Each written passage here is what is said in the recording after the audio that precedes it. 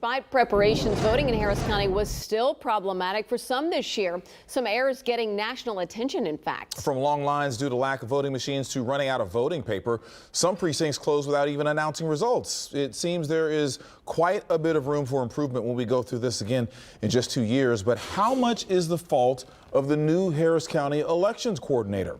Our Mario Diaz joins us now live from the newsroom with the facts. Mario. Keith, there's been a lot of discussion at the federal and local level going into the elections regarding misinformation and the challenges. Harris County's population makes it one of the biggest challenges in the nation, and officials took steps to prevent misinformation in advance by providing insight on how their machines were being handled. Still, there were problems, but not as significant as in the past. So we want to break down exactly what goes into Election Day. Absolutely. I'm frustrated. You know, you're always trying to get it right. Frustrations in Harris County. Paper was definitely talked about, particularly putting paper in the machine. It's new. No doubt new machines were put to the test, thousands of them. But keep in mind, in light of nationwide skepticism and misinformation being pushed around on social media, there was a stringent system put in place to ensure the system's integrity is not compromised, and every vote counted.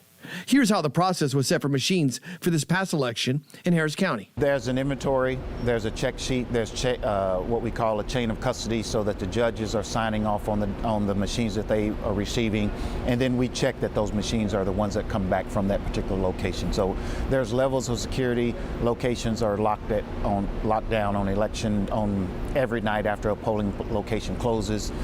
They're secured for the night, and then when the judge comes back the next day for early voting, they open it up and we start the process all over again. There also was a checks and balances system back at elections headquarters, according to recently appointed elections administrator Clifford Tatum.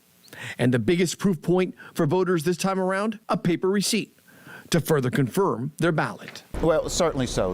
Because in the past you'd have a voter say, well, how do I know my vote was counted as I cast it? Well, the paper shows that. And the paper trail this morning showed the results with all major races in Harris County, resulting in concessions by the losers without the results truly being questioned. Now, one thing I heard from party and county officials last night, the best way to alleviate election night issues to greatly expand the number of early voting locations in Harris County.